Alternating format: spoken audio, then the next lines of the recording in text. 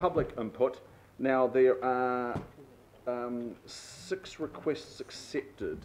Now some of these requests were post the agenda being posted on Thursday, understandably, because people don't know what we're going to be considering until they see the agenda published.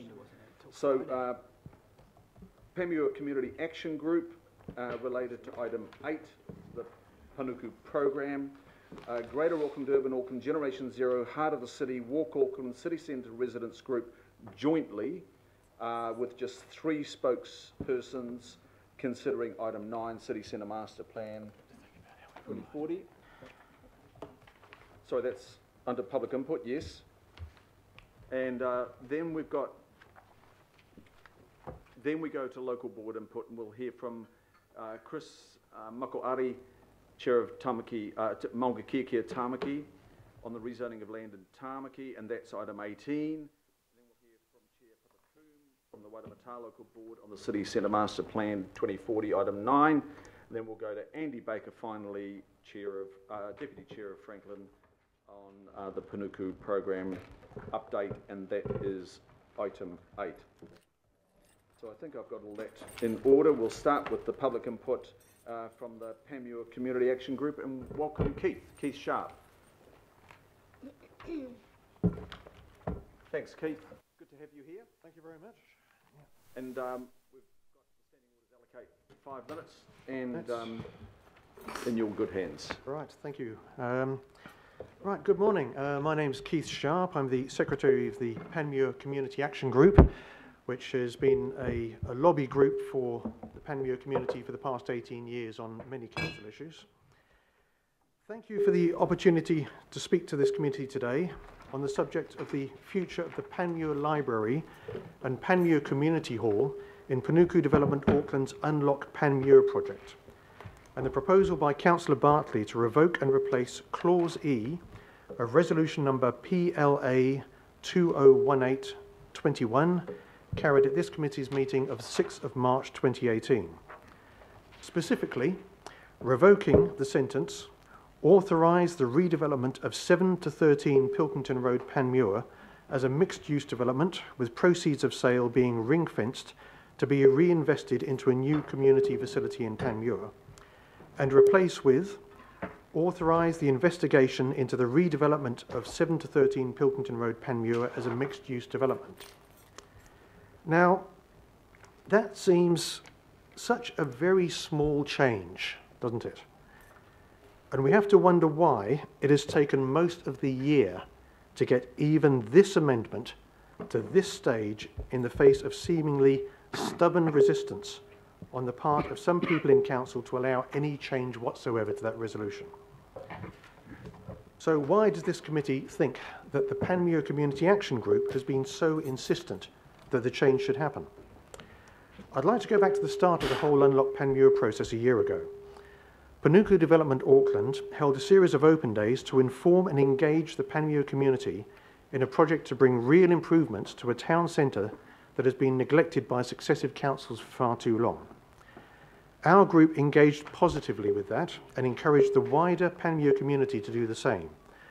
We thought that for once, after years of neglect and indifference towards Panmure, this council was finally going to do something for Panmure instead of just doing things to Panmure to serve other services, purposes and plans. In particular, we were very excited at the prospect of our library and community hall being upgraded to an improved community facility that would serve many purposes, including keeping the local board offices and Citizens Advice Bureau on the same site, right in the best place they could possibly be for the community. There were many other elements to the Unlock Panmure process, of course, but they hadn't really taken much shape at all, and we thought this consultation was about getting those things nailed down. We understood that the sale and development of surplus land no longer needed by Auckland Transport would be the catalyst for all this change. The figure of $104 million being touted in the media releases seemed almost too good to be true. But having believed that we were engaging in an open and honest process of consultation over this, the alarm bells suddenly went off when our chairman, Howard Sutton, quite by chance, stumbled upon the resolution PLA 2018-21 of this committee, which contained the fateful line, authorise the sale of 7 to 13 Pilkington Road, Panmure as a mixed-use development, with proceeds of sale being ring-fenced to be invested in a new community facility in Panmure. Our question straight away, where in Panmure, when and what kind of facility? None of that was specified anywhere in that resolution.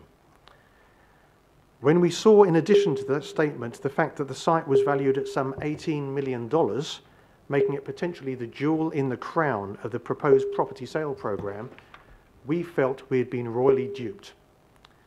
Nobody at any stage had told the Panmure community that the site of our library and community was on the auction block as well.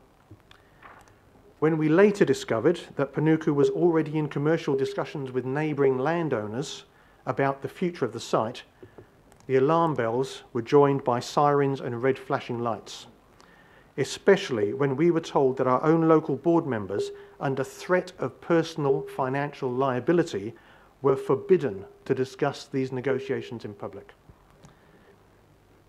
So, having discovered the extent of these previously unmentioned plans and proposals, on June the 6th, the Panmure Community Action Group called our own public meeting in our own community hall to gauge the feeling of the Panmure community on all of this and ask what action they wanted us to take. But just calling that meeting certainly prompted some action, because on the day of the meeting we received a statement from the Maunga-Kea Tamaki local board in which the board accepted that resolution PLA 2018-21 of the Council Plan Committee did not reflect the actual intentions of the Council, committed to a detailed investigation of possible options to improve these facilities, committed to any redevelopment including an improved library and improved community centre, advised that Panuku and the local board will work with the Panmure community over the next 12 months to develop options, and committed that any decision would only be made after full and genuine good faith consultation. In addition, Councillor Bartley committed at the meeting to call on the Auckland Council's Planning Committee to rescind or amend the resolution authorising the sale of the site for a mixed-use development.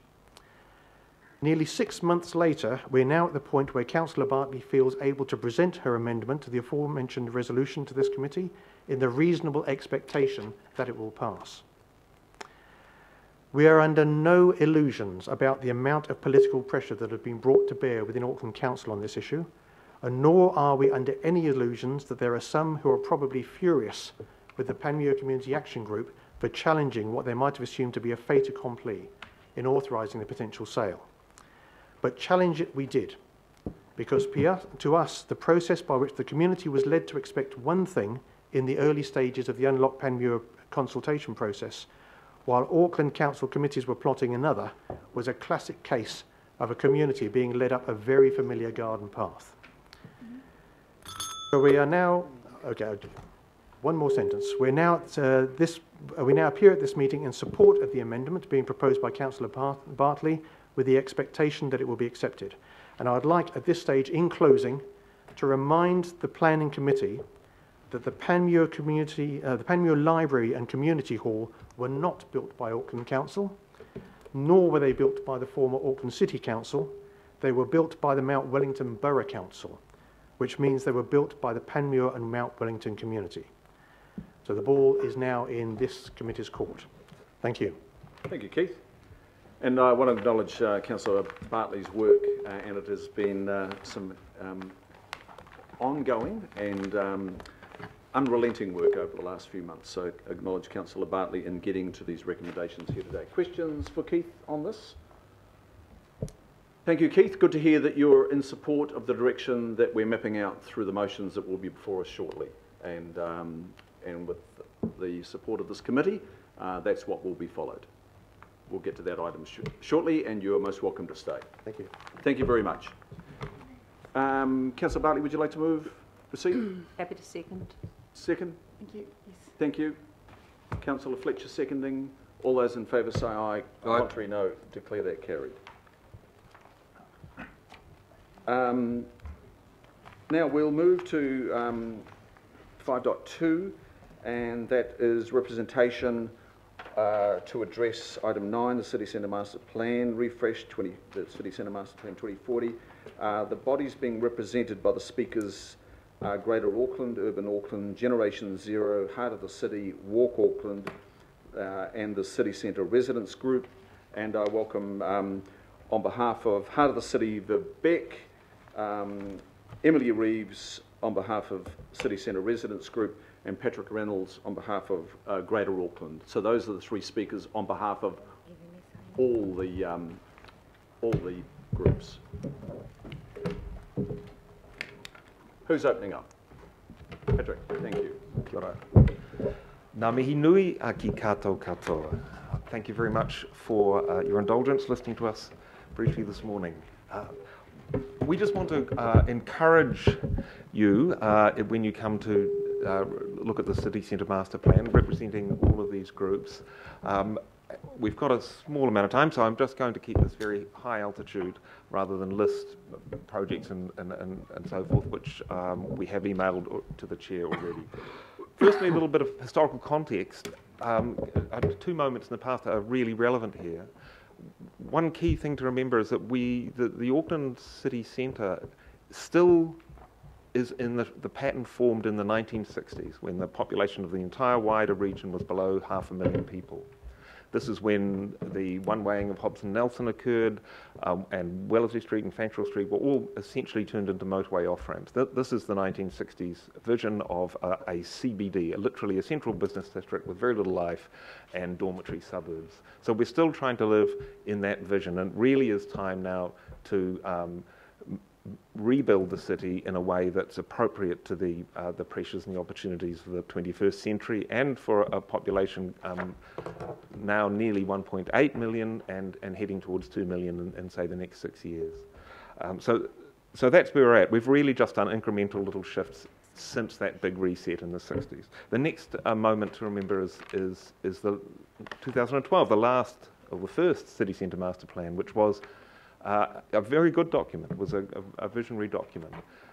But it was also full of a great many conditionalities, questions about the future. For example, there was a projection in there that the city centre population may reach 45,000 by 2032. Well, it's 57,000 now. So not only the City Rail Link was not funded, Light Rail was a dream.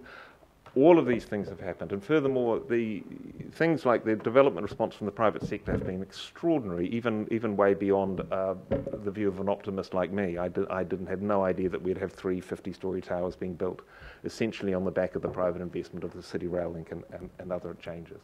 So there's an enormous confirmation of that vision from the past, and now there's also an urgency to really get on with it. The risk is no longer on the side of let's be cautious, these things may never happen. The risk now is inactivity, delay, dragging our feet, lack of vision, a fear about trying things. This is where the risk falls for the city centre, and it's massive of humans, and we want to include those humans. So we would love and urge you all to keep a vision for Auckland City, and that vision should be of an extraordinary city, a miharo ta one. Not merely a functional one or a practical one or an efficient one, but an extraordinary one. And we can so do that. We have the most extraordinary natural context. We have a really dreary built environment. Luckily, the second thing is changeable. The first thing isn't. So we can make this into an extraordinary city, and especially with little projects like the Albert Street tunnels, which will be sort of mad and unique, and will put us on the world map. Now I'll pass it over to my colleagues. Thank you. Hi there, I'm Emily from the City Centre Residents Group, and today I join with my colleagues from the community here to support the proposed additions to the City Centre Master Plan. These additions are supported and they bring refreshed enthusiasm for what the City Centre Master Plan can deliver. Later today, while you're discussing the City Centre Master Plan, we ask that there be a renewed focus on the outcomes set out in the 2012 City Centre Master Plan document, specifically Outcome 3, a city that meets the needs of the growing and changing population. Outcome 5, an exemplar of urban living. And Outcome 7, a walkable and pedestrian-friendly city centre, well connected to its villages. While these outcomes are top of mind, we ask the committee to urgently consider what can be done to improve walking, safety, and what else can be done to make walking more enjoyable in the city centre in the next 12 months. We ask that you consider what can be done to create a lasting neighbourhood community, one that inspires families to stay in the city centre, because what is good for the residents is good for everyone. We encourage early communication and community consultation on all development to ensure projects being delivered meet the needs of those living in the area. The City Centre Residents Group challenges each member of the committee to change the status quo, to encourage their council colleagues and partners to come up with new ideas that will create and deliver smaller, more incremental projects now instead of 2040. Finally, we encourage the committee to be bold and to move quickly so we can turn Auckland into the world-class city it should be. Thank you. Thank you, Emily. Kia ora, good morning. So we support, it's hard not to get excited about a city that is extraordinary, and I think we're all here in support of an extraordinary city. We understand that will be very people-friendly, and we're not going to take time now espousing its virtues. Having said that, the changes in this report are necessary. We all understand the magnitude of change and that it's really important we think differently about how the city functions. So the piece I want to add this morning is just the importance of how we actually make change happen in a really great way to support this wonderful city. I think the previous speaker talking about 4 Panmure, not 2 Panmure, made a very pertinent point. And one thing I would like, you've heard me talk previously about the importance of how change is managed, early engagement with stakeholders, so I won't take time now. But one thing I would like to say is the A4E ideas are transformative. Clearly there's work that has to be done to try these things and work out what's actually going to work for all the different stakeholders in the city. But the fact that we're all here and we're all involved in innovation and projects like that, to ensure from a business perspective, for example, that servicing, loading, waste management are vital functions to support this wonderful city. So I think that's a really big plus, and I guess I'd like to just leave you with the thought of how we make big change is vital. We've learnt a lot in recent times, I think, from projects like CRL, and I think the fact that these changes are on the table before something like light rail is considered is fantastic. Just one final thought from us. We are thrilled that the waterfront is being included in the City Centre Master Plan refresh. We would like you to consider taking that wider. We think there is a real issue down on the waterfront in terms of things that aren't being included, and if you think back to the City Centre Master Plan 2012 with Queen's Wharf, it's still sitting there unclear where it's going from here, and we've yet to understand how things like the Quay Street will work, and that will ensure great public realm. So there's detail we could talk about. We won't now, but I think it's quite significant that we're all here supporting this work, and we're excited by it. Thank you. Thank you, Viv. Thank you, Patrick, Emily and Viv. Questions, members? Councillor Hills? Thank you, Chair. I've got 2 questions. One is on, people keep saying close Queen Street today, but one of the pushbacks we keep having, say, from Auckland Transport, and rightly so maybe, is that, we've got to wait until maybe Albert Street's free for the west buses and the other city buses, or, getting other things. First of all, what would your response be to closing Queen Street now, and how do we logistically do that? Well, I think logistically it can absolutely be done, but by keeping the buses there until light rail takes its place. So it becomes, rather than a pedestrian mall, what the Americans call a transit mall. So, the carriageway is 4 lanes wide. We can certainly introduce bus only in there. The buses at the moment run inefficiently. They're held up by rat runs. It is an official rat run of private vehicles. But the higher altitude thought around this is we, for too long, have been dogged by what I call a futurising narrative in Auckland, and especially at a technical level. There's all this discussion that we'll, like St Augustine, make me good but not yet. Only when the CRL is finished, then we can do good things. No, we need to do good things now. There's only one way to build a great city, and that's to build it first, now, always, constantly. You can't delay the great city to some future date, and especially not on a technicality. The role of the hardworking people at Auckland Transport should be to solve the strategic needs, not to drive them through technical issues. We've got the cart before the horse a little bit in the structure here, and I think strong, explicit, unambiguous leadership from this committee to the CCOs, they'll find solutions. And my second question was, and it's for anyone or all of you, so do you think we're overplaying it a bit, the transformational, the bold, the amazing, when largely we're probably trying to change the street form into what it's being used for now, compared, the people versus the vehicles compared to the space they have? So do you think what are your views on that we're kind of overplaying the fact that it's transformational when really we just kind of need to move the road to be used for what it's actually being used for now, which is a whole lot of humans walking around? I would say that if you walk on Queen Street every day, you don't need to make a business case for us on what's actually necessary. And I think that that's what it feels like when we get these big media, oh, we're doing all these things. But you're like, well, we need these things. We don't need to celebrate them. We just need to make them happen. And as a resident, we spend a lot of time wondering why it takes so long for anything to be achieved. So we would just ask that you find a solution and move quickly. Yep. So you can find a place to put the buses. You can have bus only. That will still widen the footpaths significantly. And, if one day trams or light rail, whatever it is going to go down Queen Street, they'll be there too. So it's really no different than a bus at this stage. I think one of the advantages of this project too, the A4E, is that all the different needs are being considered holistically.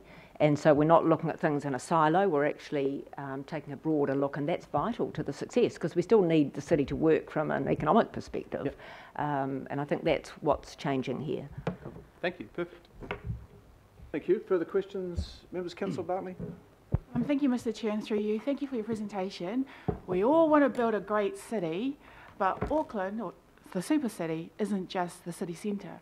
So what are the benefits to the rest of Auckland by focusing in on doing this work in the city centre master plan? Thank you. I can speak to that. Firstly, I think the success of the city centre does translate into contribution to the wider region. But one of the things that I've felt very strongly is that if we get it right in one part, those lessons can be learned. And I think one of the things I've been disappointed about with CRL is that's what we hoped, that some of the change lessons had been learned, could be applied in other areas, but it's also ensuring accessibility. So it's not, people will be coming in and out, so they're coming from somewhere. So I think there are benefits in terms of the economy, the place that we build here that can translate into the rest of the region as well. It's 20%, it's less than 1% of the space, but it's 20% of the economy. I said in my speech that what's good for residents is good for everyone, and that includes the people who visit the city and the tourists as well.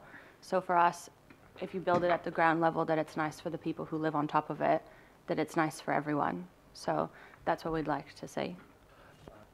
Also, we raise the bar in one place, and the pressure will be everywhere to be, well, why we need that too.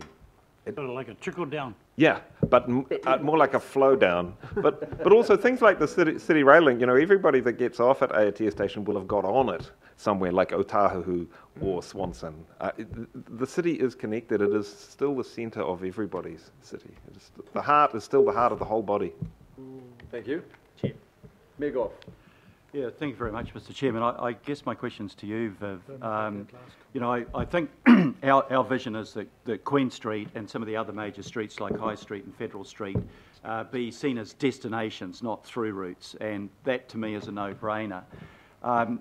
When efforts have been made in the past, for example on High Street, which is just cluttered with parking, traffic, and pedestrians can't get through it, when that was raised there was quite heavy resistance from some sections of the retail trade. The question I'm directing to you is, what level of support do you think we will get for the realisation of this vision of pedestrianisation from the retailers in those respective streets? I think any change has people that are early adopters, people who are fearful of change, and there's generally a whole lot of people that just need to understand what's planned and how it's going to be managed and how it will impact them. I still believe that. We are engaging with the High Street District about improvements to the area, and it's going, we think it's going very well. So I think it's about, that's why I always make a point about how we talk to people, how we engage them, how we satisfy them that their day-to-day needs are met. I think when you talk about a big vision for the city, part of it is telling the story about what's happening, what it will mean for them, but it's also how we manage it. And we know that that wasn't managed well, for example, with Albert Street. So if people think there's another Albert Street ahead of them, well, I think we have to do better than that. So I think it's about how we do it from here, how we engage. We are doing that now, and I think there is, people can see that there is scarce space, and we've got to use that space wisely. I find with people that if I go and talk to them and they're not, they're really worried about it, if you start to explain some of the changes and what they mean for the city, that can actually, change people's perception. But it's not, I'm not saying it's easy, but I think it can be done. Could I just ask a supplementary? I took from what you said before about the how being so important, and I think it is. But from your initial discussions with the members of your organisation, you are getting, how would you describe the support you're getting for the concept of the pedestrianisation of those respective streets, Queen Street, Federal, High, and obviously the changes we're making in Quay Street? Well, we're midway through a process, but I have to say I think that we could say it's going well. Okay, so your majority support, overwhelming support. I'm trying not to put words in your mouth, but trying to get a better grasp on Well, put it this way, we reactions. feel optimistic that we can make change in the city. And I just continue to say how we make that change and how we involve people in that is important. Thank you. Thank you, Mr. Chairman. Thank you.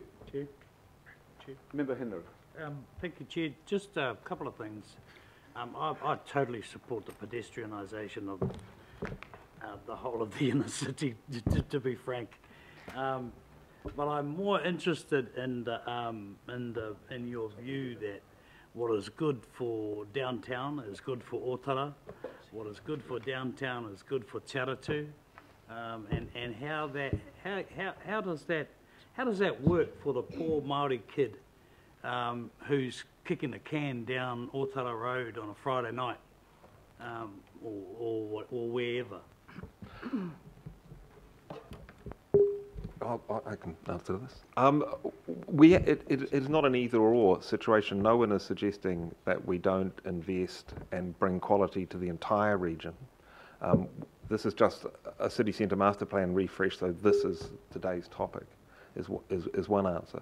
The other one is that this is the area with the greatest opportunity in terms of education and employment, and the greater that this area thrives, and the better we connect it to the wider region, hence the rapid transit network, then the opportunity for the kid in Otara to get some extraordinary life-changing job in the city centre is greater.